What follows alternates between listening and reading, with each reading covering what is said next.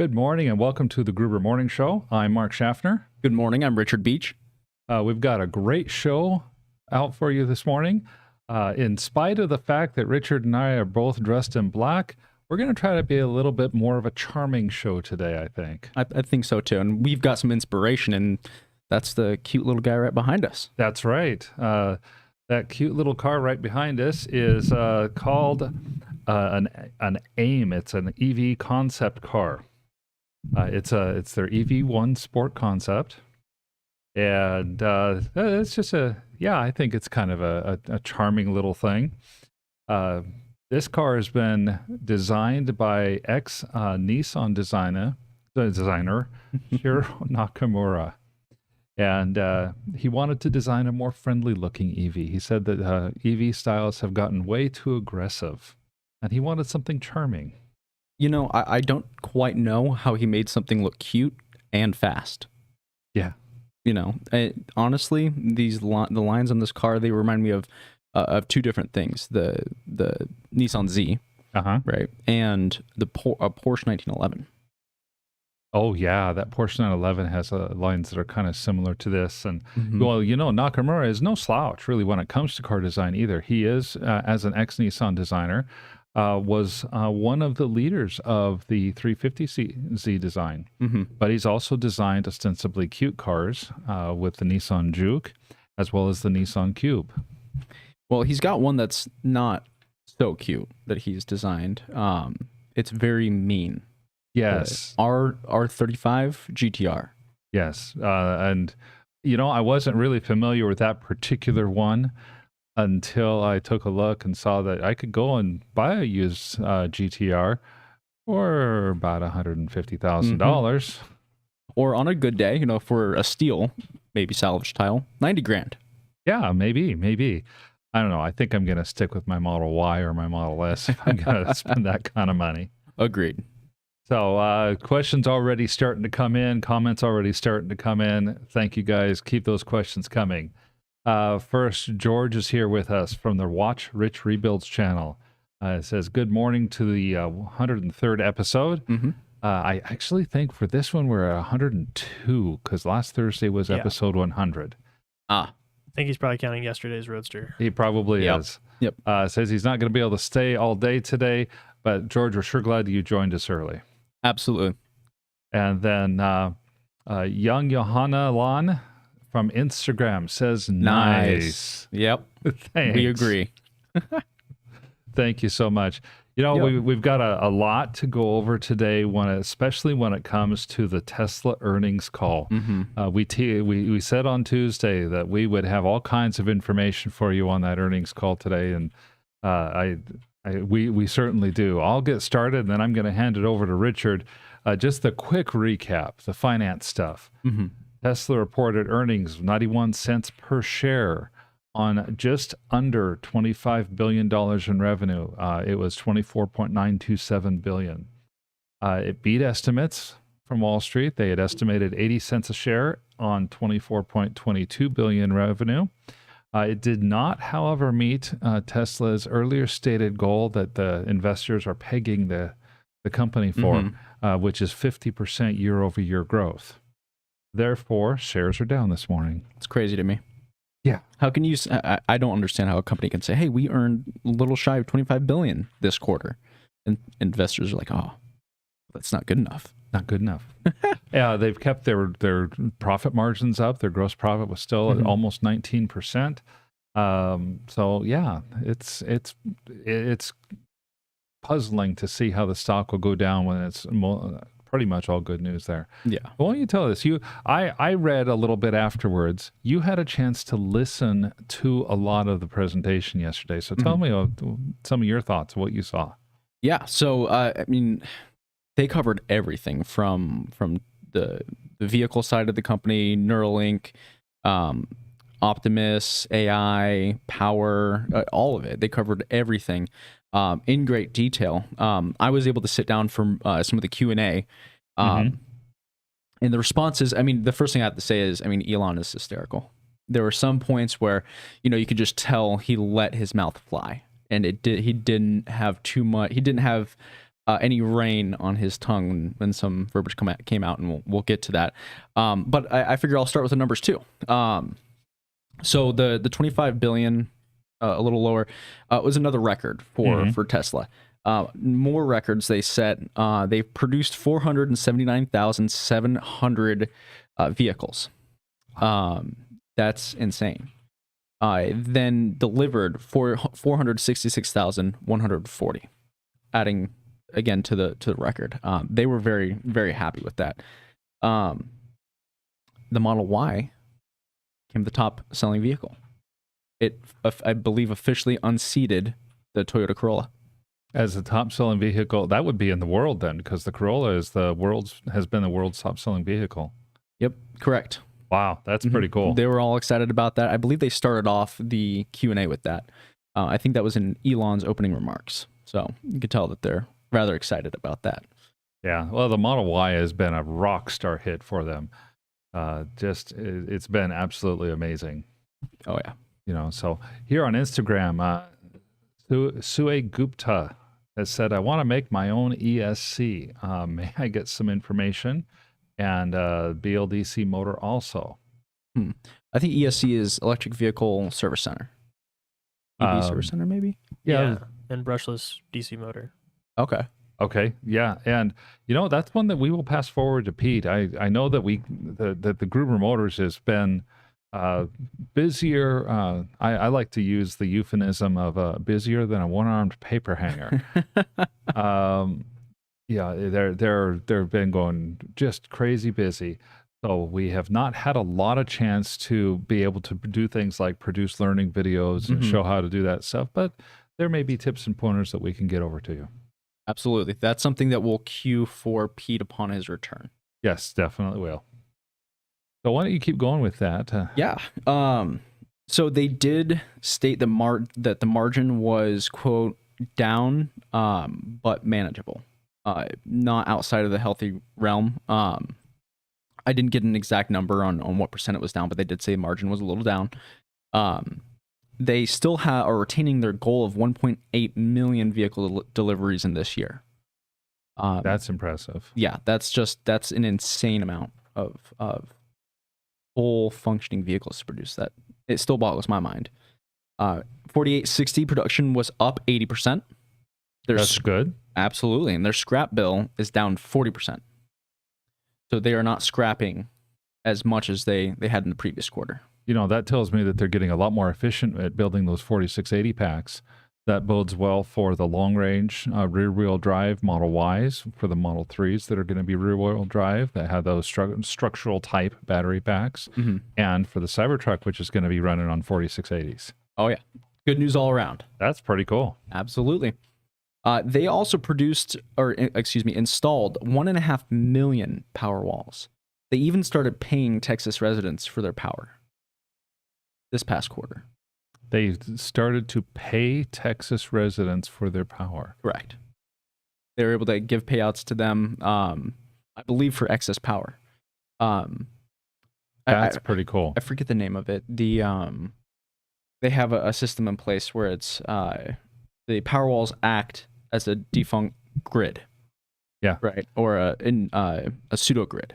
Yeah, and in Texas, if you remember from just a couple of years ago, the grid was under stress, and the Texas legislature put open market legislation into place. So it is very much a supply and demand style market. You don't get just fixed cost pricing as you do in so many other areas of the country.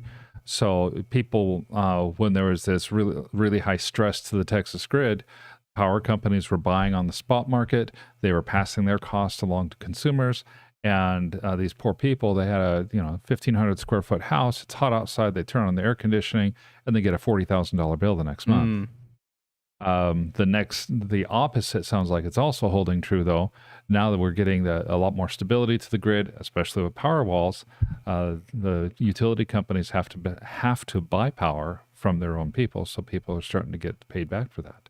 Hopefully we see a stabilization in this market, because we've had several discussions on how the power companies, even with solar, will buy energy at wholesale from consumers and then turn around and sell it full price, right? Hopefully, with Tesla coming in with the Powerwalls, it's enough to shake things up a little bit to where that's not the case. I hope so.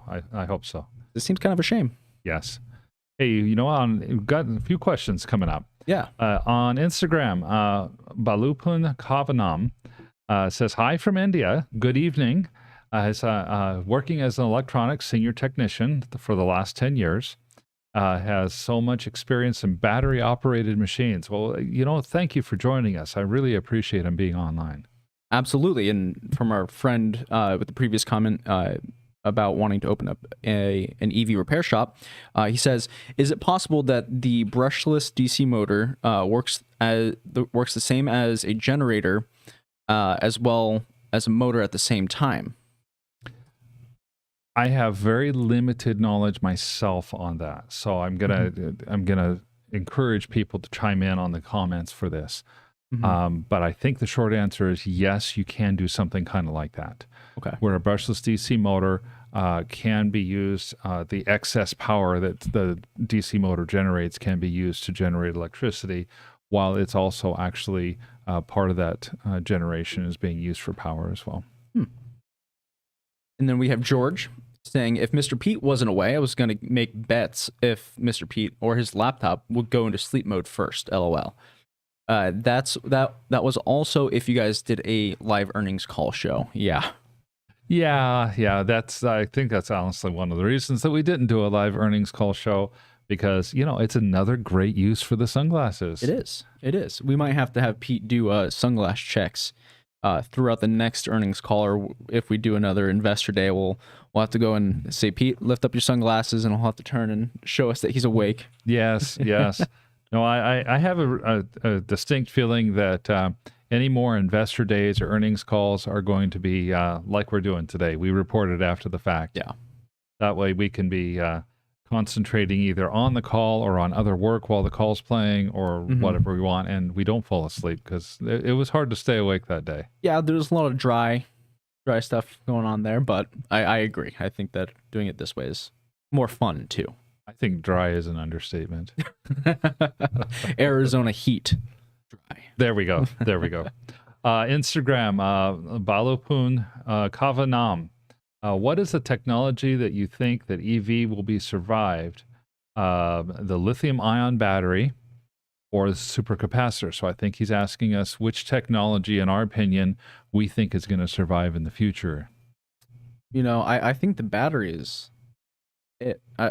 My understanding is, in order to power a Tesla, we would need a supercapacitor. I mean, the size of this room. Right, we would need a capacitor at a. It would have to be a massive capacitor. Yeah. I think there's going to be in the future. I can definitely see, for the cars that want to have the absolute best performance, a supercapacitor is the way to go, because you cannot extract power more quickly than you can with a supercapacitor. It can put out wattage instantaneously. At Gruber Power Services, they build critical power systems, of course. And one of the reasons that there are capacitor banks on those UPS systems, and at times very large capacitor banks, is because the things that are being powered cannot have more than a few milliseconds of power loss before they get damaged. And so the capacitors, which are powered up, provide that jolt of power for that first anywhere from a couple of milliseconds up to as much as a second. Interesting. And then the batteries take over. I could eventually see the same type of thing occurring in the cars. Kind of depends on where the engineering and technology takes us. So this instant torque would become even more instant.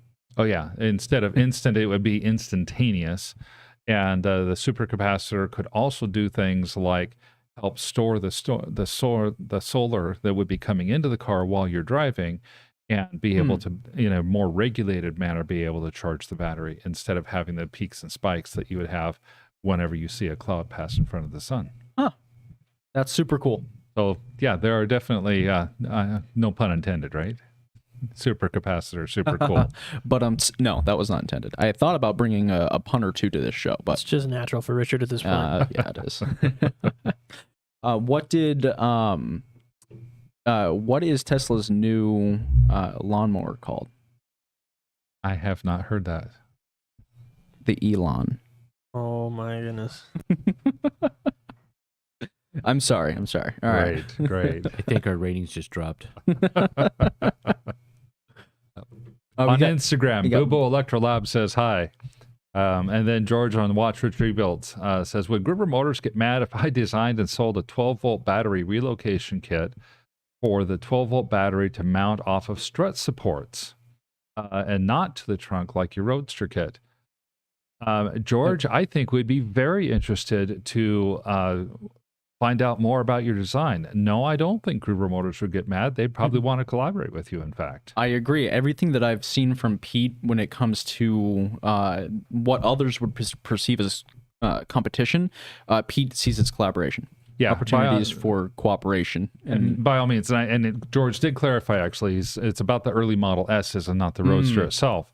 But Pete and Gruber Motors and Gruber overall, we take an expansive or a kind of a growth mindset when it comes to competition. Mm-hmm.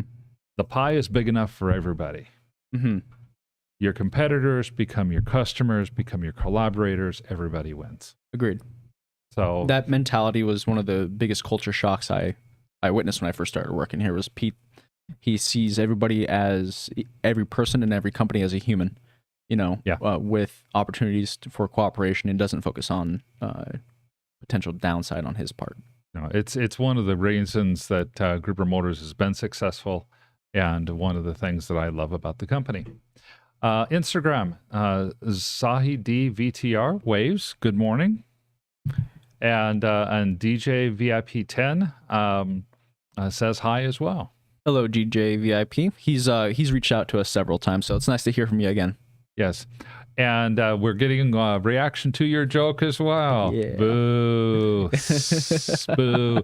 That comes from John Shurock. Yep. And that's the gauge of a good pun, right? If everybody is saying boo, or good dad joke. My wife reacts negatively to most of my dad jokes. And every once in a while, I have to remind her, a good dad joke is like art. It's not whether or not you like it. It's whether or not you get a reaction. That's right. If you get a reaction, it's good. Absolutely.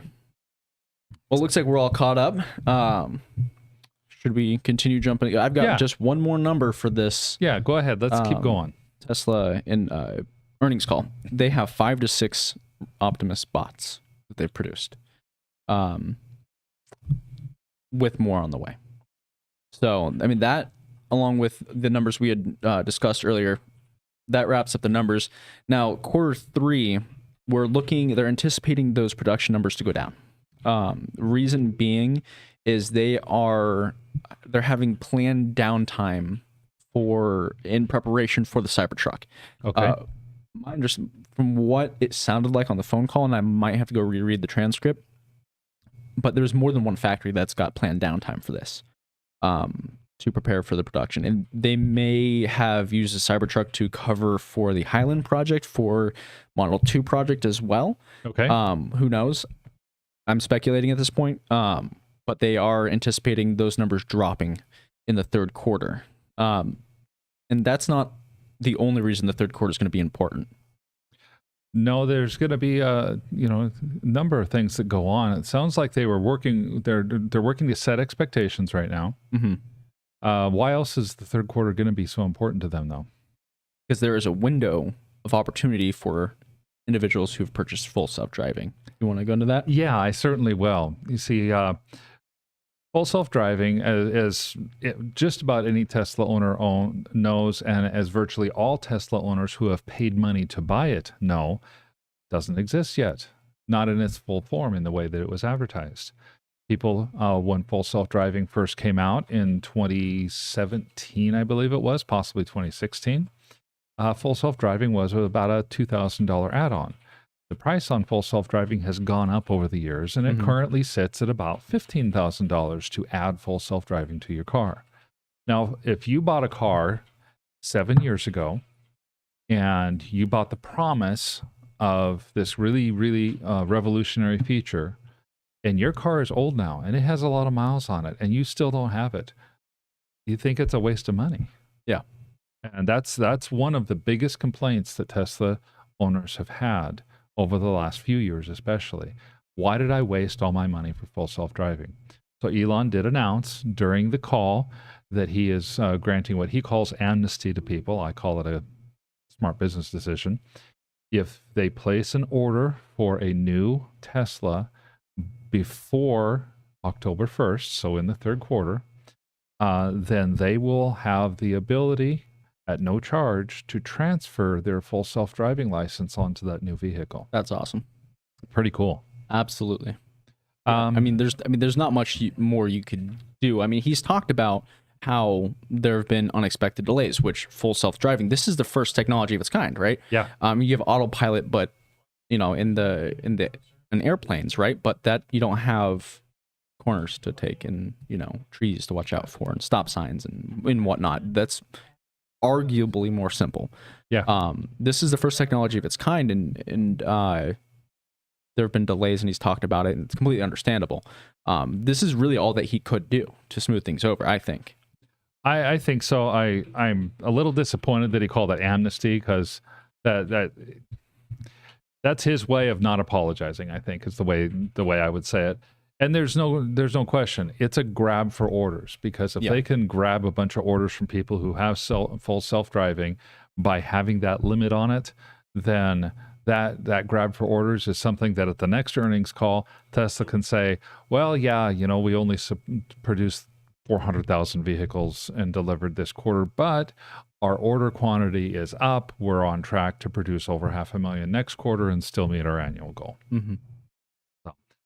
John Surik has another comment for us. He says, I just placed an order for a Lightning yesterday due to the price drop. Nice. That's something we haven't really talked about much. Mm-hmm.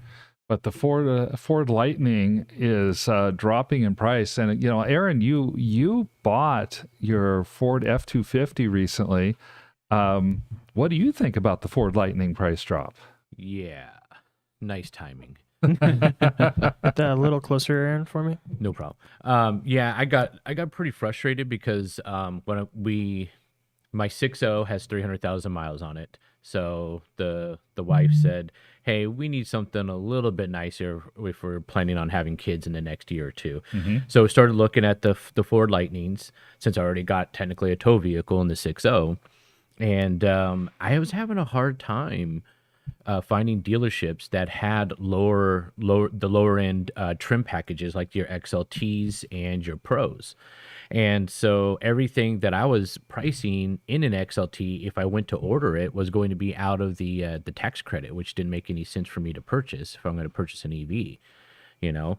But I was looking at Farzad's tweet the other day, and he did list a bunch of the new prices for the Ford.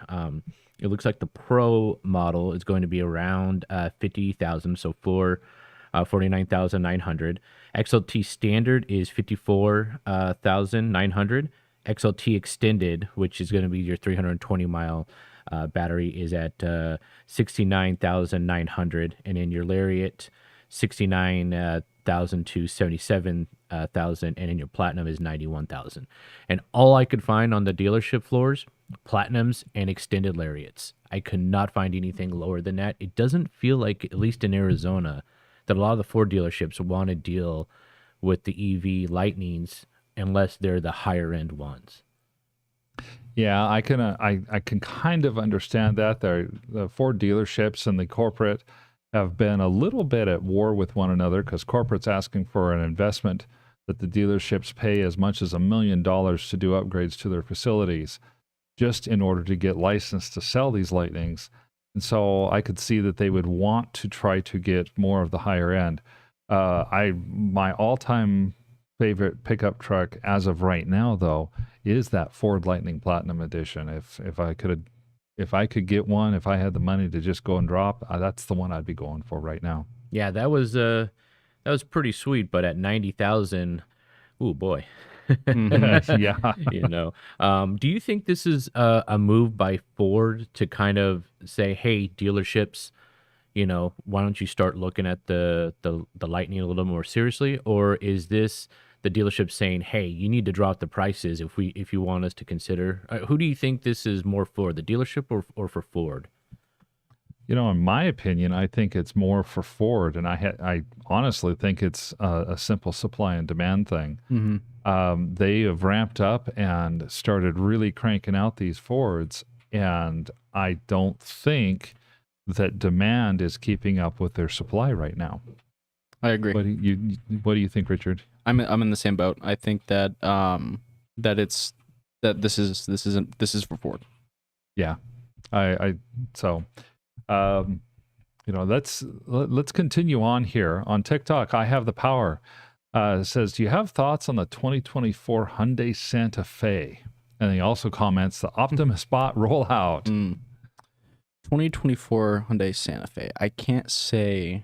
That's on Twitter. I'll see if I can find a picture. It's a complete redesign of what the Santa Fe looks like. Oh yeah. Yeah, very very boxy looking design. Interesting. Once you get that picture up, Jesse, let us know, and we'll talk about that one a little bit further. We'll do a live reaction, so we won't look it up beforehand. We'll see it on the TV screen and get there. Yeah, I'll pull up Farzad. I think he Exactly. put it on his Twitter. I'll pull it up here a sec. Okay. TikTok, False Hope says the new Hyundai Party in the front, disaster in the back, giving the Aztec a run for its money. So I'm looking forward to seeing what this one me looks too. like. Magi, we'll just say Magi says, well. Thank you. Yeah, interesting comment there, Magic. Saido OU1, hi. What's the subject? Well, the subject here is all things electric vehicle and green energy. Absolutely. Emphasis on electric vehicle. We mainly focus on that market, but we do dabble in fusion when Jesse's feeling up to it. By all means, and a lot of focus on Tesla, of course, because at Gruber Motors, we are a Tesla repair facility. We're one of the very few truly independent Tesla repair facilities in the world. Absolutely. And speaking of Tesla, George says, I'd love if Elon built an FSD electric golf cart in the near future. And if it plugged into a supercharger, would be even more good. All right. Even more gooder. I love the idea, but the way that I golf, I could see, some sort of radio frequency golf ball. I'd be driving through ponds. I'd be driving through houses. It would not be. It would All right, not guys, be I pretty. have that picture for you. All right. Blind react. So, and I think we should read Farzad's caption off to the right here. Okay. I pull this up. No. Can you guys see that? So the Farzad car reminds me says- of the show Game of Thrones. The front is, and I can't read that. The front Season is one. season 1, yeah. Season 1, and progresses to the back where It ends it in the ends worst way. in the it worst could. way it could. Okay, so that front, That's a bold statement from Farzad because they butchered Game of Thrones there at the end. So Yeah. so I like what I see from the front there. Mhm. That's a pretty cool look. Oh Why? my gosh. Why? That's just a That's basic all I had to say is why. flat back, like it backed into a wall. Kind of like the Aztec.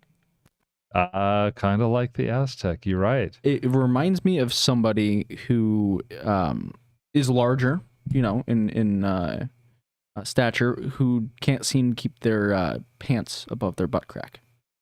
Yeah. Yeah, For that's some reason that's what that reminds me of. I'm thinking that they had this nicely engineered tail end on this car, and the higher ups said, your car's too long. It has to be a foot shorter. We're not going to go to market like this. It has to be a foot shorter. And so in frustration, the engineers took the clay model and took a chainsaw to it. Oh man. Shoot, am I the only one that kind of likes this? Well, I'm thinking it from a garage standpoint, because if you want to get this SUV, it's hard to get big SUVs and trucks inside a garage, and I feel like that cutting off that back end very flat like that will be easier to get into a garage. That's Yeah, fair. That's a fair point. That's a good point. The one thing I do like about the SUV overall a lot, it reminds me a little bit of that Chevy Tahoe GMC Yukon look. Yeah. My favorite vehicle that I've ever driven long term is a GMC Yukon. Got a 2004. It's still in the family. I don't own it myself anymore, but it's still in the family 20 years later. And I hope we never sell it. It was that nice of a vehicle. You know, I'm getting strong Land Rover vibes Sure. from the shape of. Yeah, I get Land Rover vibes. Like the old Land Rover Discovery. Yeah. That was basically a box on wheels. Mhm. And, Aaron, there's a comment for you right here. It says EV Ben. On the right of that photo, it says, sometimes I feel like I'm the only one who actually enjoyed the final season. And Farzad says, you need to see a doctor. I'm trying to remember the final season. I don't think I loved it or hated. I just didn't want it to end. Yeah. You don't want to remember the final season. So George, he also has a comment for you, Aaron. He says you need a 99 to 03, a 7.3 liter. That year truck will never die. Yeah, unfortunately, those guys are very proud of those. So when they go to sell them, they get like, I mean, I saw one for, I think it was 18,000, you know, with 200,000+ miles on them. I mean, they're very proud of them. Wow. Yeah. Wow. John Surik of the Lightning, he said, he was agreeing with you, Aaron. He said he had to order an XLT, and that Colorado only had the higher level trims. So, and then George as well says for Aaron again, even better for the family is a Ford Excursion 7.3, but the Ford Excursion is a little pricey. The Ford Excursion is a beautiful SUV. If I wasn't wanting to drive a Chevy Tahoe GMC Yukon, Ford Excursion is right on that tier for me. I had an Explorer for a 2002 Explorer for a good time. Loved that truck. Yeah, they're great. And then John follows up and said 100K was a sticker for the Platinum. That's sad. Real quick, guys. George is saying, I got to go. Thanks for taking my call earlier. I did order the battery. Forgot to ask you for a big fan discount. But thanks for having have a great day. So thanks. Awesome. George. Glad for that, George. Thanks for that. He Gruber Motors sells Model S batteries. And we use one of the leading battery manufacturers in the U.S. to make this battery. They engineer it, and we distribute it for them. In fact, I believe they are one of the manufacturers that makes batteries for Tesla as well. So our battery is basically equivalent to theirs. Our pricing, I think, is in line with what Tesla has, and we get a lot of people that order their Model S batteries from us. Ours are just cooler, is the thing. Oh, totally. And so...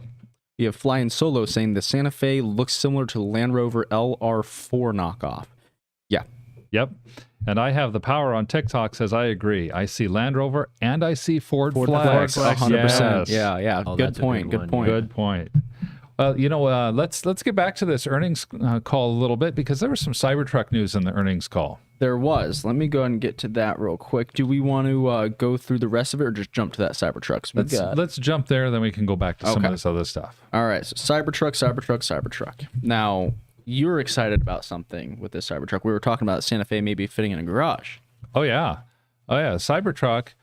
Tesla announced that their Cybertruck is the first pickup truck style vehicle ever made that's going to be 19 feet or less long, that's going to have at least a 6-foot bed, and has what I would call a crew cab style, 4 full-size doors. Back in the day, I owned a Chevy Silverado, a 2000, and it had 4 doors. It was not a crew cab though, and it was also almost 22 feet long, even though it only had a 6-foot bed. So I could not put it in the garage. The Cybertruck will fit in a standard size garage if it's just right at 19 feet. That's awesome. That's amazing. Yeah, they Richard, real quick, you saw one at the Peter Center, right? Didn't you say it was the size of like a Toyota, something like a that? Tacoma. Yeah. Yeah. I mean, lengthwise. I mean, it. When you see pictures, for some reason, to me, it just seems like they're larger than like maybe a lifted Ram truck. That type of size, Hummer EV type of size. But they're not. It struck me as more of like maybe a slightly lifted Toyota Tacoma. Not in length, definitely garage worthy. That means the Cybertruck is going to be very similar in size to a Model Y when all is said and done. I wonder if they'll use the same structural battery packs. Well, I wonder if they will as well. They are going to be using the same 4680 battery. At some point, somebody's going to come up with a modular battery pack besides Canoe. Besides Canoe. So let me pull that up for you guys, because Corey Steuben of Monroe Live actually put out some screenshots yesterday, and he was talking about how, in his view, as like a teardown person, he can see now that it looks like they are going to, based on the screenshots, they are going to be using structural packs. Wow. Okay, cool. Yeah, we'll take a look at that. And while Jesse's pulling that up, the first Cybertruck is a release. Looks like even though it's VIN 001, it is still considered a release candidate. Tesla says that and I'm going to quote on this one, we are now testing Cybertruck vehicles around the world for final certification and validation. That we are now testing comment tells me that every Cybertruck that's coming off the line right now is going to be considered a release candidate. That Tesla believes that they are far enough along that they can put real VIN numbers on it. Kind of like the Founder Series Roadsters were. Okay. But these wouldn't be EPs or VPs, would they? No, I do not believe they'd be validation prototypes. They're beyond that. Beyond that scent. Cool. Okay, so I can pull that up for you right now. Mm-hmm. Do you want me to read it for you guys? Yeah, in this case, please do. So for this one, again, we'll have to look at the image. I'm not sure, but it says, the image from Tesla's IR presentation finally shows a picture with no floor, essentially confirming structural battery pack in this Cybertruck. Also of note, stamped weld lower rear crosscar structure at the base of the rear seats. They haven't even gotten the truck and they're already tearing it apart. Yeah, they're already tearing it down. I appreciate Corey's comments there, because he's going to have a lot more engineering and automotive background than I do. This is one of the 4 pictures that they published with the Investor Day, and I thought, wow, that's a pretty cool looking aluminum unibody, but that's about as far as I got with it. Yeah. And there are a couple other things for the Cybertruck that I had gleaned from the information I read. Full-scale production still slated for this year, still slated at Giga Texas. In fact, the quote that they have was that the Cybertruck remains on track to begin initial production later this year at Gigafactory Texas. And then there will be a couple of other things that I've learned in addition to the Cybertruck. But why don't we go through some of what you heard on the Cybertruck? Yeah, there was just a few things that popped out to me. So the first was a quote from Elon. He said the demand is so far off the hook that we can't see the hook. Great quote, man. Yeah, that's just 1.7 to 1.9 million pre-orders. I mean, yeah, that's off the hook. That's insane. Now he also said that the production will go as fast as the unluckiest part, meaning the part that's the most difficult. And this was in response to a question: when are we going to see this coming out? When are we going to see these, on the road? And he's again said it'll go as fast as the unluckiest part, meaning that the most difficult part to produce will determine when this truck hits the road. And I think that's a very honest answer and straightforward. Yeah, I think so as well. Because you can have everything in this pen but the ball on the end, and you can't sell the pen, right? If that's the most difficult thing to produce, you have to wait till it's done, right? And so that makes sense to me. He also said that this truck is, quote, unlike any other vehicle on the road, period, and worth the excitement. Yeah, I've heard quotes along that lines as well. They said something to the effect of, this truck is so unique. It's almost like he compared it almost like a space program. It's so unique. It's so much has never been done before that you're going to see a lot of technology advances in cars overall come about as a result of what has gone on with this truck and the struggles that they've had to figure out how to design this in the way that they want. No, I mean, yeah, that's if you can just look at the truck and see that it's completely different than anything else that's on the road. Take into account the fact that the cold rolled steel is going to stop up to a 9mm round.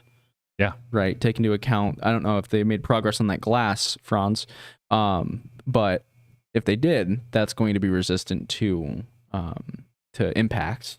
Yeah. You know, I would willing to bet they have that. They have an upgraded, filtering system like the bioweapon filtering system in the Model S, full self-driving, autopilot. All these things just scream that this truck is completely different than anything else that's on the road.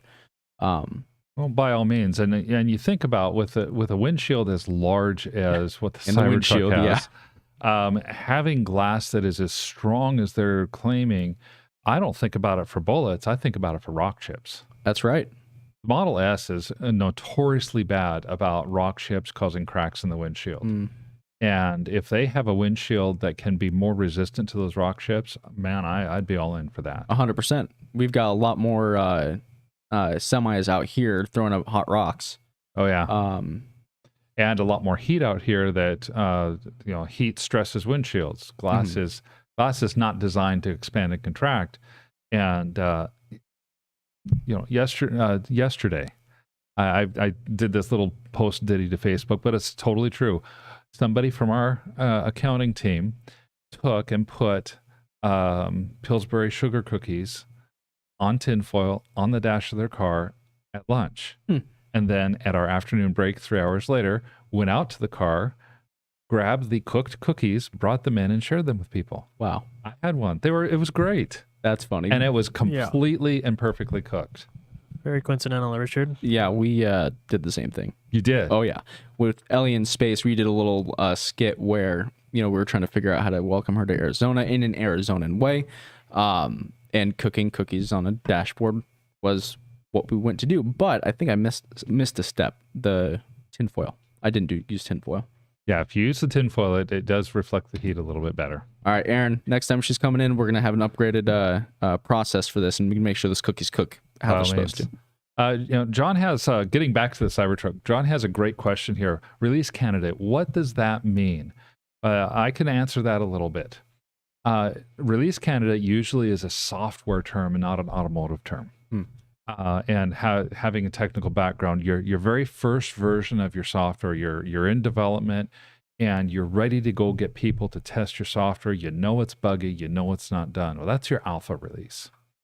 Once you have pretty well figured out what it is that you want your software to do, you think internal testing with your development team is pretty well done. The software is behaving in the way that it's supposed to when given the inputs that it's supposed to receive.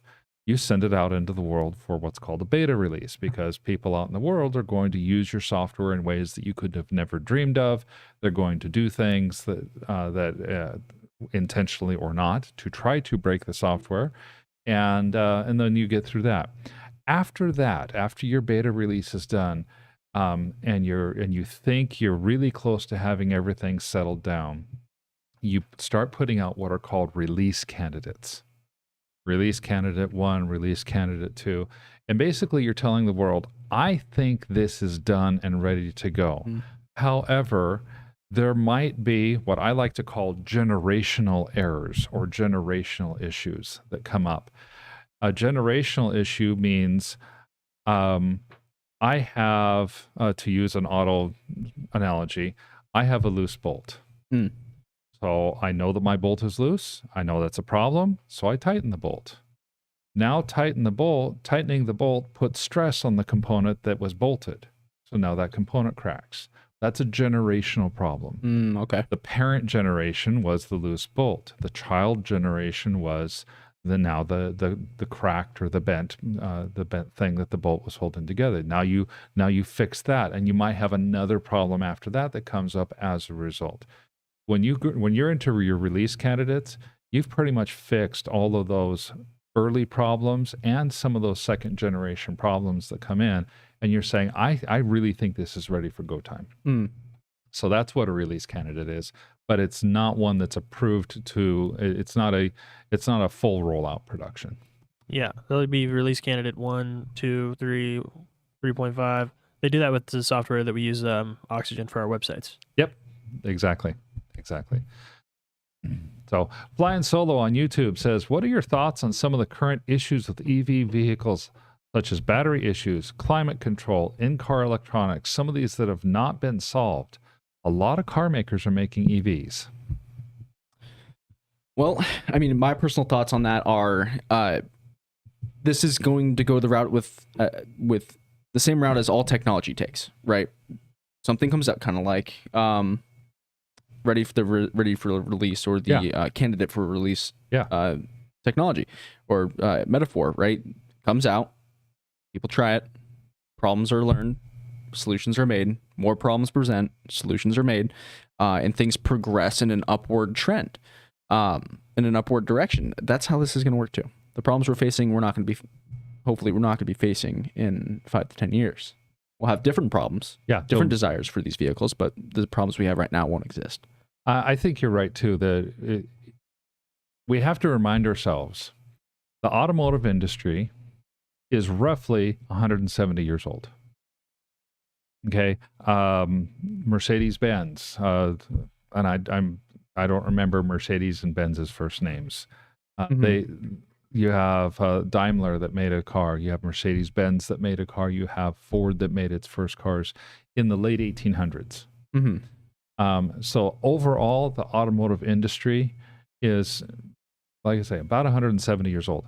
Overall, the electric vehicle industry in modern times, and I'm not going to talk about the electric vehicles from 1910. Back then, the electric vehicle industry in modern times is 15 years old.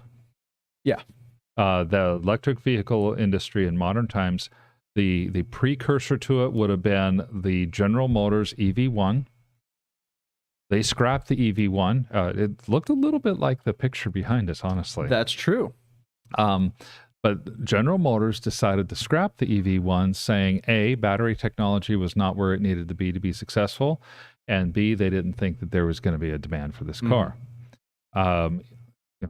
AC propulsion, thought differently. Elon Musk, Mark Tarpenning, etc. We've told the story before. The Tesla Roadster that came out in 2008 was really the beginning of modern EVs as we know it. So electric vehicles have had 15 years where the automotive industry has had 170. There are still a lot of things to get ironed out. Battery issues on EVs, yes, they do still exist. Batteries are so much more reliable and so much more stable than they were even 15 years ago. And yet we know at Gruber Motors that those battery packs that are 15 years old are still going strong.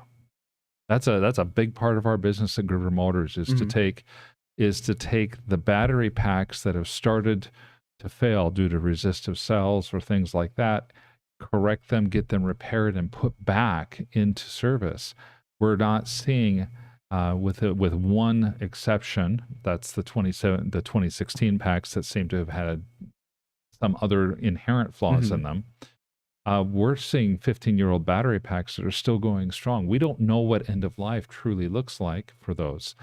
And the next oldest car is the Nissan Leaf, which is a 2010 about.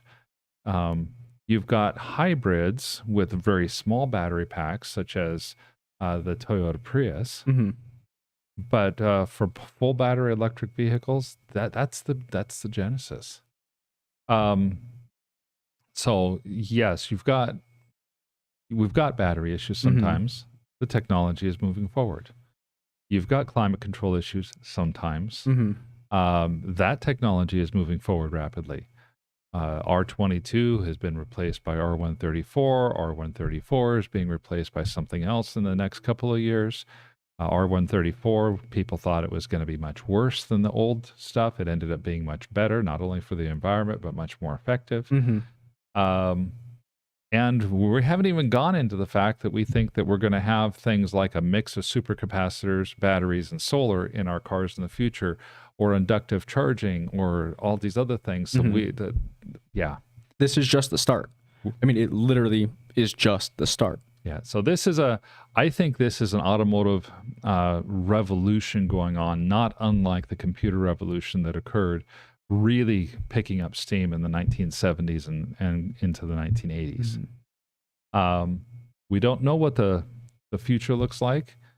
I think there will be problems and bumps along the way. I think the car makers are also going to solve these issues pretty quickly, sometimes through competitive processes and sometimes through collaborative processes. There will be a lot of companies in 10 years that exist today that won't at that point in time. Absolutely. And I know if the car behind us is any indication, I think we might still see some more pop up. Oh, I'm sure we will. That will become successful. Canoe. Well, they've already popped up. They're going to be successful. We don't even need to worry about them.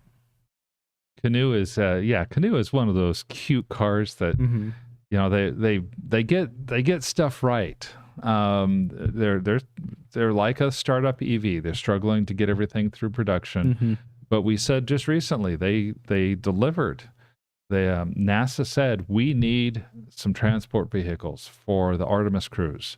We're going to go electric. Canoe, you're the ones we're going to go with. And Canoe delivered those vehicles on time. Yep. So that's it. I think there's still a potential for a future with them. I agree. And we've got a news article on them. Maybe we'll get to it later. Hopefully we'll get to it. Yeah. Flying Solo says, what's the projected growth or current data for EV charging infrastructure and physical charging stations? I realized a lot of current charging stations in Arizona have a lot of issues and are down a lot. If you don't mind, I'll start and then you can fill in as well. Yeah. They didn't comment too much on the chargers on the call, so I don't have anything for that on my end. Okay. Well, they did in the slide deck and in the written report for the investor day or for the earnings call talk about the growth in the charging infrastructure. First, I want to talk about the Tesla or North American Charging Standard. That's right. First, more and more vehicles and networks are adopting the North American Charging Standard as their as either an additional standard or as the way that they're going to make their vehicles. The latest one, incidentally, is I believe it's Nissan. They have, and in fact, Jesse, if you want to pull up that picture of the Nissan Avira in the images folder, Nissan has made a new electric vehicle after like 12 years. They're going to discontinue the Leaf, and the Avira SUV style car has taken off. Actually, it's a pretty slick looking car. I saw one driving down the road just recently. I'm like, man, that's pretty nice. What is that? Kind of drive up and around it. I'm like, that's an electric vehicle. I didn't know Nissan was putting out one of those. The Avira is already outselling the Leaf here in 2023. So it was the Avira or Aria? I'm sorry, Aria. Okay. I just want to make sure I didn't miss out on another. You are right, because that's why I put the picture with the name on it. There you go. So go ahead. It's all right. I think Aaron has more info too when you're done. Yeah. Go ahead, Aaron. Yeah, I do. So Nissan, the first Japanese automaker to jump on the NACS movement here. It looks like it's going to be like what everybody else is going down the same road. So older models like the Aria. Actually, my sister-in-law has an Aria, so she's super excited about this. Okay. They're going to have adapters by 2024. And then in 2025, all models will have the port. One thing that was kind of interesting in all this, though, is it sounds like in 2030, Nissan is aiming to have 40% BEVs in the USA. So that's a pretty good goal right there. That's very cool, in line with what a lot of the other manufacturers are doing. I also heard that Nissan's going to be moving a lot of their EV production from Japan over into the United States for their NACS adapters.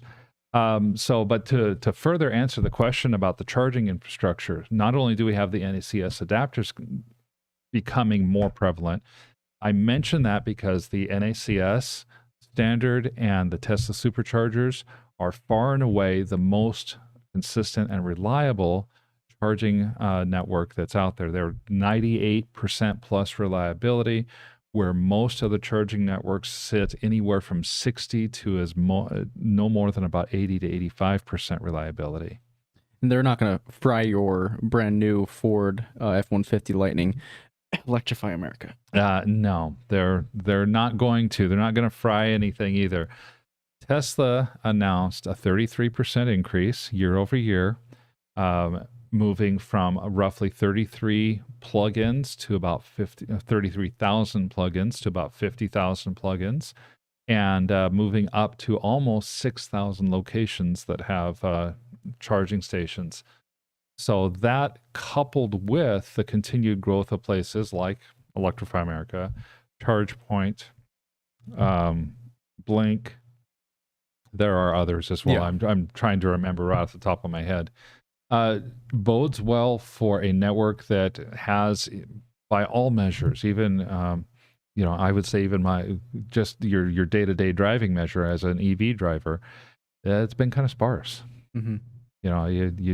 You go out, and I'm a little nervous about taking a trip in my Volvo, simply because I don't know that I want to have to rely on a CCS charger.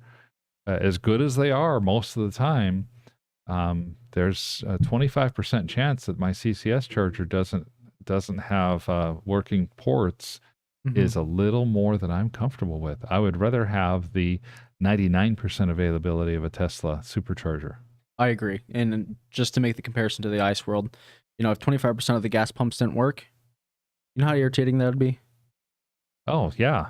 That would be above and beyond. But Tesla is leading the way in reliability in that. So I'd side with Tesla as well.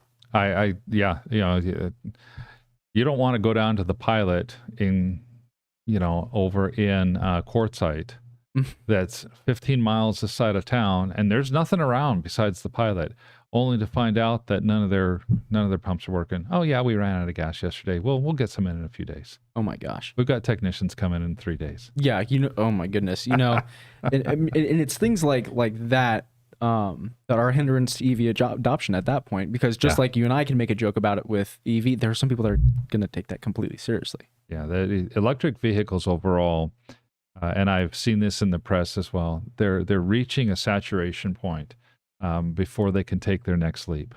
The saturation is that most of the early adopters who wanted to get an electric vehicle because of either the cool factor or wanting to be green or whatever reason have now gotten an electric vehicle. The market that is still left to be tapped, and has very few people in it, are the people who say, I don't care what car I get, as long as I get reliable transportation at a decent price that isn't too expensive to drive around, and I don't have to think about these things. I just want it to work. Yeah, I mean, I would say like at least 40% of people that I know do not care. Yeah. Right. What they're driving, what they look like while they drive it. They just want to be able to get from point A to point B and live life without worry. Yeah, exactly.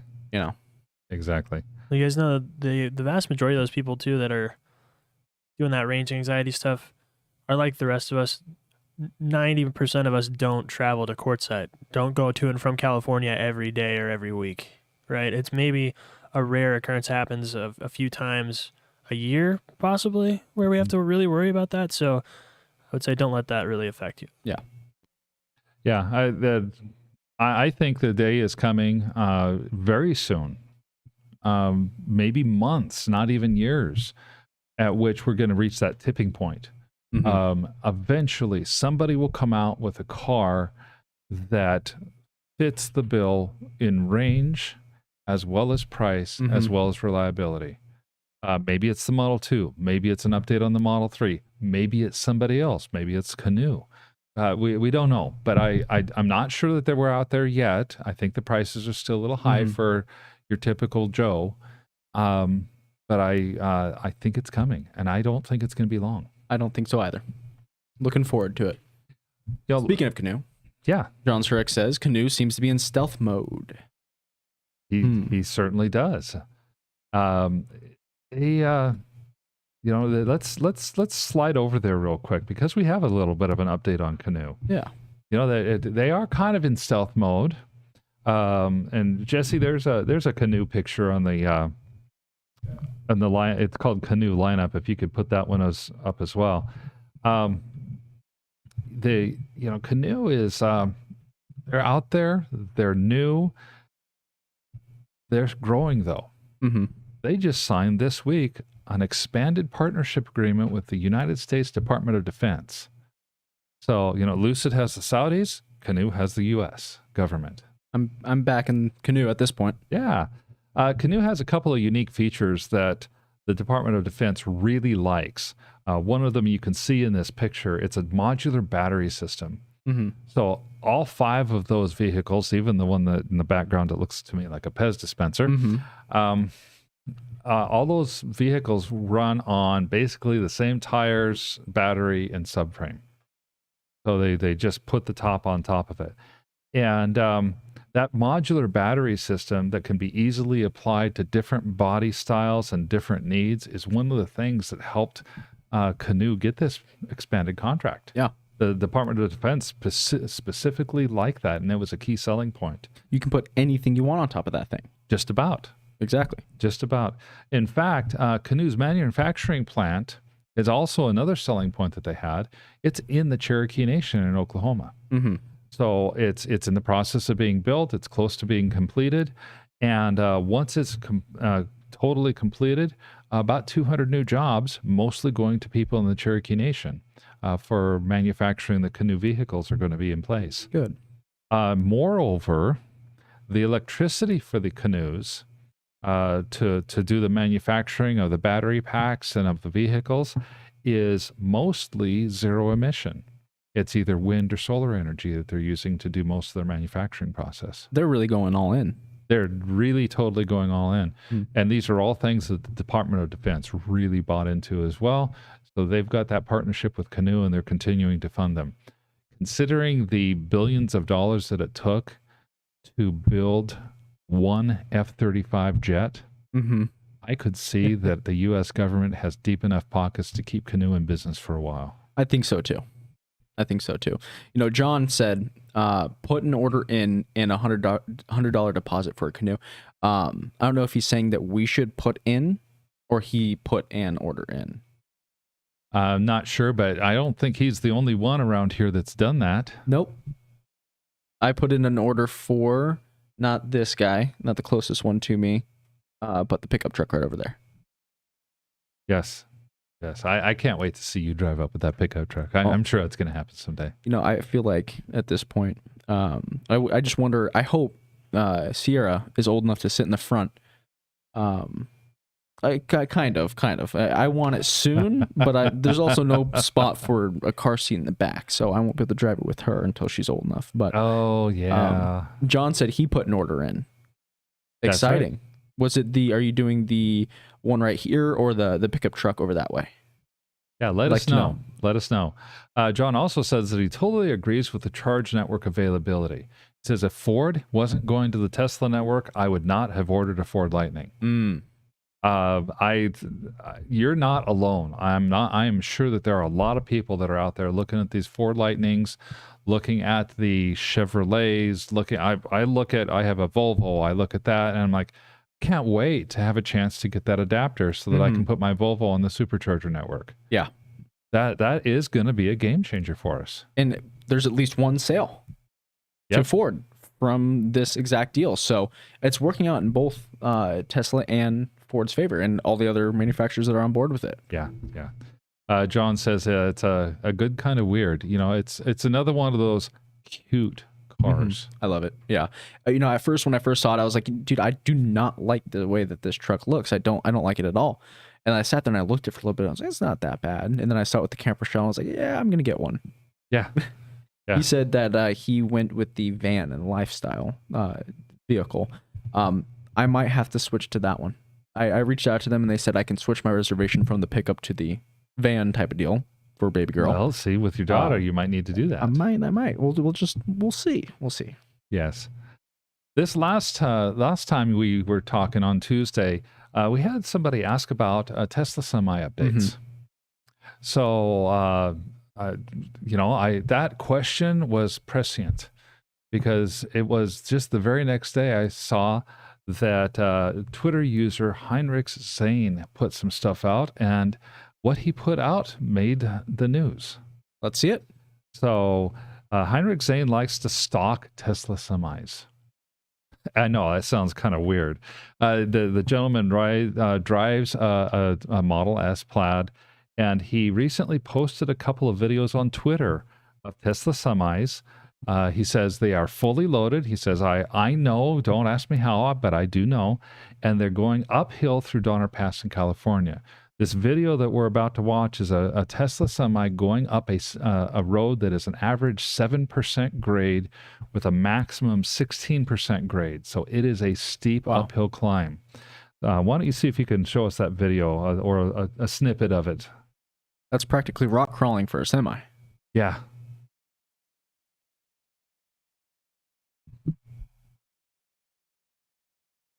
So here you've got that semi. It is going up, and again, this is legitimately uphill.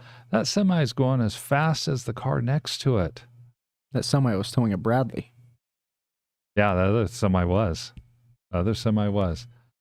That is simply stunning to me. What you see here is a great demonstration of Elon's claim that the Tesla Semi will outperform its diesel-powered counterparts by a notable margin, and I quote. Simply amazing to see. Now, during a conference in Austin last month, Elon did admit that the Tesla's behind schedule in their full production of the Semi. He said that meaningful production numbers will not occur until late 2024. That is a change from Tesla's earlier guidance that they were hoping to be able to put out 50,000 semis a year by 2024. So it's the company's likely gonna miss its goal in this area. However, counterpoint to this, once Tesla is producing 50,000 units a year, they will become one of the largest large truck manufacturing companies in the United States. Absolutely. I mean, so first off, with the delay, again, doing something nobody's ever done before. You know, I mean, how many automotive companies or companies in general get started in industry doing something that's already been done, and they can just poach people that already know what to do and just kind of make a copycat of X, Y, or Z.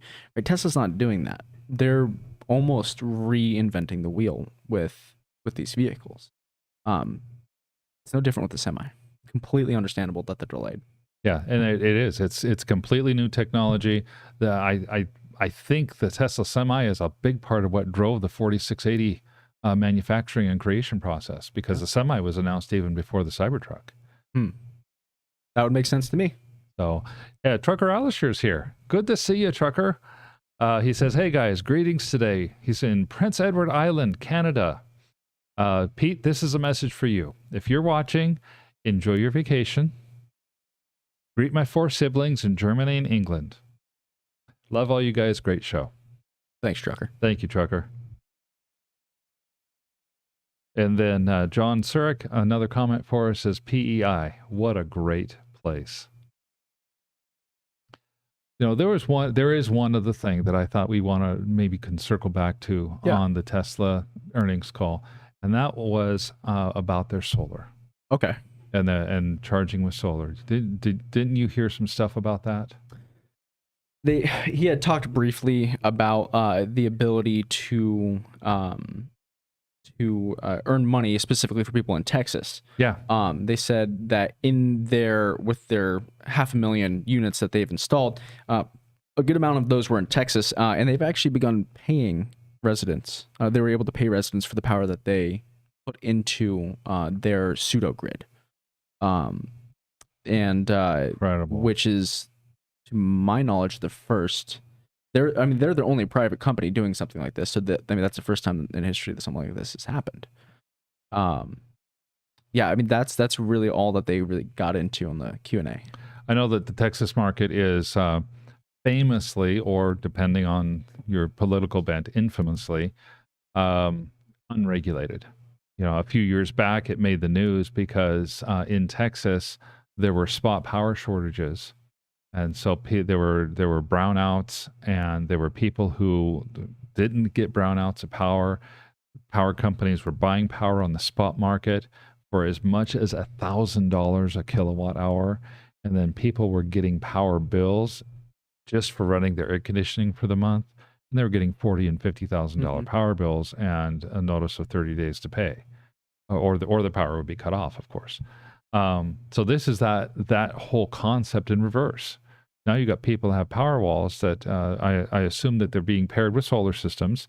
So much power is being generated and stored in the power walls. Now they're being paid for their power. That's amazing. It is, and I mean that's the way that hopefully, as I said earlier, hopefully this is the way the market goes, where we have power walls and solar, and we're all contributing to an overall grid marketplace where we're not at the whim of whomever is supplying our power on that day. I think so. Tesla has launched a new app that they or a new feature on their app for their cars, and I think part of this is an integration to be able to utilize green power more effectively. In the earnings call, if you look at the numbers kind of below the mark that caught all the press, you find that their solar installations have been flat. The solar business itself isn't growing, but the Powerwall business, the battery side of that solar business, is growing leaps and bounds, just like the car business is. And the Charge on Solar feature takes advantage of these Powerwall installs.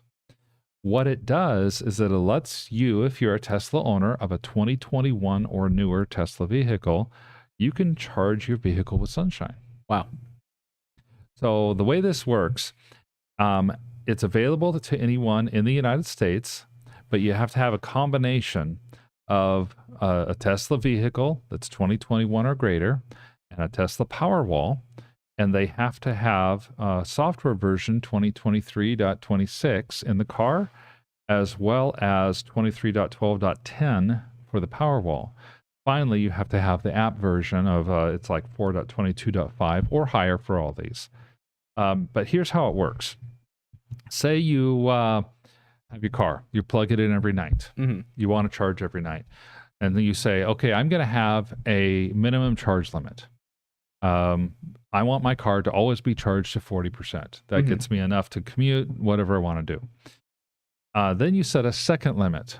Now, the second limit is your charge from excess solar limit. Okay. That can, maybe you set that to 90%. What is going to happen is that your car will always maintain a 40% charge. If it's plugged in, it'll charge up to 40%. If you are able to take advantage of excess solar that's being generated and stored in your Powerwall, your car charge will go up all the way to 90%. You're basically guaranteeing that you will only be charging that extra 50% using green energy sources. Okay. And in addition to that, you're now circumventing the whole selling energy back to the company for wholesale and then turning around and buying it back at retail. You're going straight from the sun to your car. That's exactly right. Cool. That's exactly right. One of my favorite things to do, I bought a newer house a couple years back, and we went ahead and made the investment and put solar on the house. And it's completely changed our charging habits. I'm more likely now to try to do the manual version of what Tesla does. I'll simply take and either set the timer on my car to not start until 9:30 or 10 in the morning after the solar power is started to ramp up, or I'll just take and I'll plug in my car. If I don't want it on a timer and just wanted to charge whenever, I'll plug in the car at 9:30 or 10 o'clock in the morning, because I know that I can be charging off my solar system and not charging off the grid. And that way I'm not selling my electricity back to the power company. For us in Arizona, it's 3 cents per kilowatt hour. I tell you what, I've got 2 electric cars. I have a large 2-story house, a relatively large 2-story house. I pay about the same amount per month that my friend over here, Jesse, pays for his 3rd-story apartment. I know, it's not great for me. Yeah, I think my bill this month coming up is going to be like $240. Oh my goodness. See, now I am on a budget bill, but I know that my bill in June was $225. My bill in July probably will be higher because the temperatures have been so hot. Yeah, it's Yep. been rough. But I do not expect that I will be too far in excess of about $270 or $280. I think you would probably have a better system than I do too, because my apartment is always in the sun because of where it's placed on the complex. It always gets the sun all day, and I leave it on 72, and it never gets below 76. It's running Oh, all the man. time. dang. Yeah. Oh, that's rough. That, My heart goes out to you, Jesse. yeah. Oof. We've got one more thing I'd like to talk about before we close things out.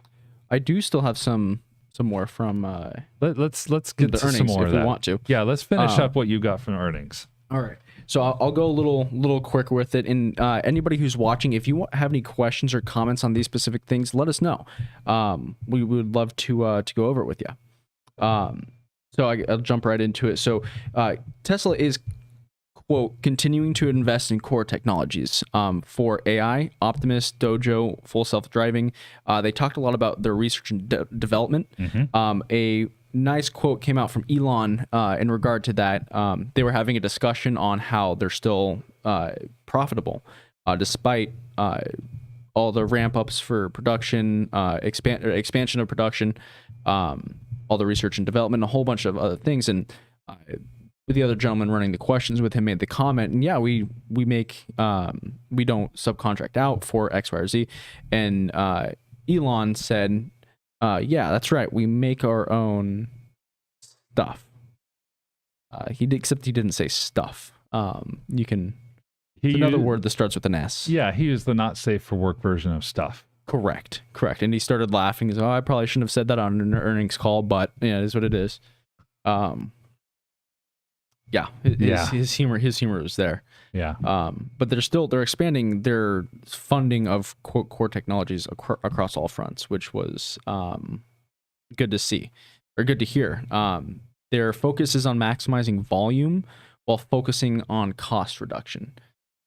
So they're really getting into, okay, how can we mass produce X, Y, or Z while keeping those costs low? Well, and you mentioned something about the combination of dollars coming in and research and capital investment and everything else. That was just amazing when we were talking in pre-show about that. Tesla has free cash flow of $1 billion, and they're building new factories, and they're creating a new platform for the Model 2, and we've got the Cybertruck that's brand new, and they're going into AI.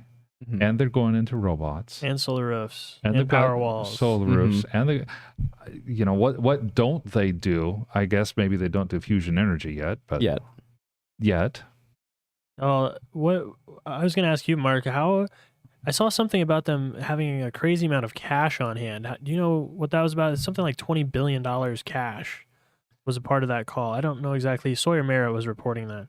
Yeah, large companies, for a large company the size of Tesla, $20 billion is not an overabundance of cash. They're trying to continue to maintain their free cash flow, but you look at what they have, and the reason I say it's not an overabundance, you've got places like Apple that sits on about $120 billion of cash at any given point in time.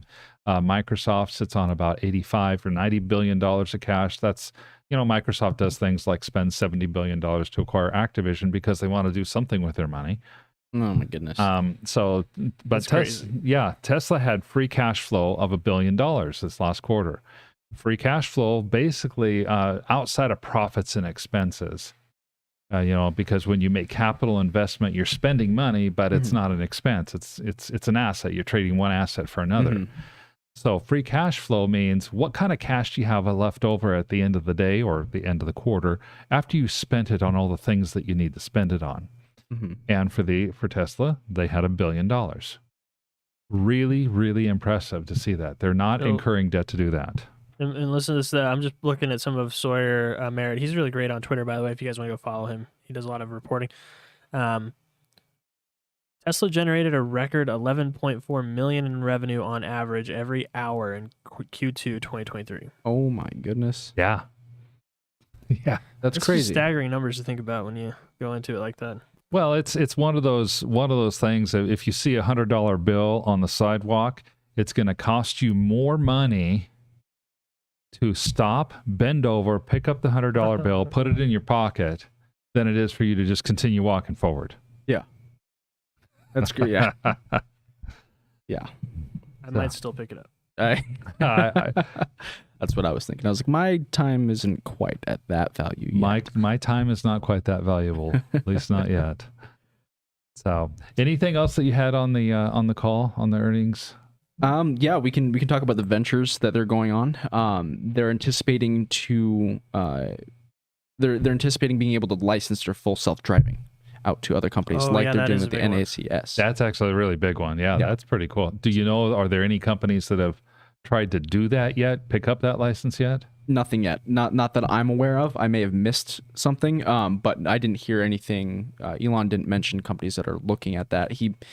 I'll have to go look at the transcript, but I don't think that was okay a thing just yet. But I mean, I can see now a lot of companies Ford is doing their own full self-driving technology, right? Yep. Okay, and I'm sure that every single company anticipating that they weren't going to be able to just hop on the ship with Tesla and their full self-driving probably began their own production of some sort of autonomous driving technology. So they're going to have a choice. Sure. Double down and go all in with their stuff, or abandon their project and hop on board with Tesla. Oh, and I could see the potential of collaboration too. You know, Tesla has famously talked about how they'll share their patents. Now, it doesn't get as talked about, but what it is that it's a two-way street. Yeah. You know, it's when it comes to business intellectual property, Tesla's basically saying, I'll show you mine if you'll show me yours. Yeah. So, I mean, and they are in a lawsuit right now with a company over that, but that's a topic for another time. That'll be a topic for another time, but it was, the company tried to do it one-sided, can't do that. Taking advantage of Tesla's patents and then suing Tesla for trying to take advantage of theirs. Yep. But at some point, just like the NACS standard, I could see a Ford or a Chevrolet or a Nissan or a Honda, maybe one of the Japanese automakers that seem to be behind the curve on some of these things, coming to Tesla saying, yeah, we're going to go ahead and license this and see what we can do. Niles even chimes in on that one and says, I think that Elon mentioned a major OEM for FSD. So there could be something in the works. I'm going to go ahead and say that the first company to publicly talk about or to accept it would be the same ones who first publicly did NACS, and that's going to be Aptera. Oh, go yeah, ahead and let me say Aptera might be first ones to be like, yep, that's what we want. Yeah, that might be. I don't know if they would make the major OEM comment like no. like Niles talked about, but yeah, it's very possible. Yeah. So. Yeah, well, so to close out, there is one kind of fun article I wanted to bring up real quick. Jesse, I just recently put something in the images folder of a cyber quad. If you wanted to pull that up, Tesla is starting commercial delivery of its cyber quad 4-wheel ATV. That's exciting. And they're again using the theme of cute. This is kind of a cute little thing. I know we've seen pictures of the cyber quad in the back of a cyber truck before. This is the one that they're going to be delivering, and it is commercially ready in China. Yeah, it's unfortunate. The cyber quad is going to sell for about $1,700. So price is right. But the specs, maybe not so much. Yeah, let's hear them. 150-pound limit. So if you weigh more than 150 pounds, sorry. Yeah, I'm not riding that. All right, raise your hand if you are in this room and you're out of that category. Everybody's raising their hand. It's a kid's quad. Yeah, it's a kid's quad. It has an 8-mile range. Has about an hour-and-a-half battery life. It has a max speed of 10 to 12 miles an hour. So, if your kids basically for your kid to run around the driveway and pretend they're a driver and stuff like that, this is perfect. Oh, yeah. Unfortunately, it's currently banned for sale in the United States. That's upsetting. That's Not that I was chomping at the bit to buy Sierra a Cyber Quad right now, but why not? Yeah, I mean, heck yeah. And she's a little young to be able to sit on it and drive it so far, but Sure. Do you know what makes it illegal? I don't at this point in time. I think it's more that they haven't taken it through the various regulatory hurdles in the United States yet. It's being manufactured in China, and so they're marketing it to the Chinese market first. That doesn't mean it won't be available at some point in the future, but it's not right now. Okay, I got one more thing that I think you guys will like here. Sure. Pull this up. This is in a picture from the same Sawyer's Twitter account. I just thought it was pretty cool, showing off the Cybertruck. Now, I don't know if this is real or if this is AI or what, but he's showing it doing a little off-roading. Nice. That is a real picture, Jesse. Mm-hmm. Oh, yeah? On the earnings call, they had 4 pictures of the Cybertruck, and this is the second of those 4 that we've seen. One of the things that I like about this picture, obviously going through mud is always cool. Yeah. You get a little bit of a sense of what's going to happen with that great big windshield wiper. You can see the streaks. Yeah. I think that might be why they're testing it there. That kind of almost looks like Arizona. It looks like it looks like a southern desert locale. If it were Arizona, you would not have mud. You would your water would evaporate just about when it hit the ground. Well, I was going to say that too. I don't think that windshield wiper is working real well in this shot here. That is one of the main comments that people have said about this particular shot. They're like, "Oh my gosh, dude, that windshield wiper is not working." Well, I mean, technically, only the driver needs to see. Well, technically, yeah. Good point. Although the U.S. federal government would tend to disagree, they say you need to have at least 80% of the windshield cleared with windshield wipers. So I don't know if they've reached 80% there or not. Although with the size of that windshield, it's possible. It's definitely possible. I like that picture though. Here in the desert Southwest, I used to live when I was in high school in South Central Alaska. My family still lives up there, in fact. And one of the things, and I did do this once, you could take in South Central Alaska when it's really, really cold outside, you could throw water up in the air, and that water, if it's boiling water, that water would vaporize. Mm-hmm. And whatever hit the ground, much of it would not at all. That would just become a cloud of vapor and then float off in the distance. The little bit that did hit the ground would hit the ground as ice crystals. Mm-hmm. Here in Arizona, with as hot as we are, I think we could do the same thing. If you started with a cup of hot water and you threw it up into the air, more of it might hit the ground. It would still be liquid, but you give it about 10 or 15 seconds and the ground's dry. Oof. Gone. Instantly evaporates. Uh-huh. I would say there's no question about that. We'll have to try that. If you want to handle some boiling water and toss it, be my guest. I think it's boiling enough outside. Well, I think all I have to do to get boiling water is just put it on the dash of my car for a couple hours. Get the water out of the hose out front. It should be boiling at this point. Oh yeah. That's good friend went swimming this last weekend, and the pool water was 96 degrees. Yep. So and a hot tub usually sits between 100 and 105. So this was just a regular swimming pool that was basically hot tub temperature. Yeah. So I'll pass. Well, you know what? With that, guys, I think we're ready to wrap it up for today. And Mark, one thing I just want to leave some guys with a thought here. Yes. You know how you guys were talking about FSD being licensed just a little bit ago, and then also the NACS adoption. Just want people to remember that when they're thinking about, maybe how we were mentioning much earlier in the show, how Tesla's only been around, EVs have only really been around for 15 or 20 years. Tesla is the one that's creating all this technology and licensing it to these 100-year-old OEMs. They're all using Tesla's technology in all these different areas, and eventually they're all going to be using Tesla's AI, I'm sure, too, and their robots and their factories. So just keep that in mind when you are thinking about how far Tesla still has to go. You know, that's a good point, Jesse. 20 years ago, every PC of significance, I would call it, ran Microsoft Windows. So much so that there were antitrust legislation that went out, and U.S. government lost in this case. They wanted to get rid of Windows. A little upstart company named Google decided, we're going to put out our own browser. We're going to just do it for free, and we're going to put out applications that don't depend on an operating system. They changed the game. 10 years ago, Google was being threatened with antitrust legislation.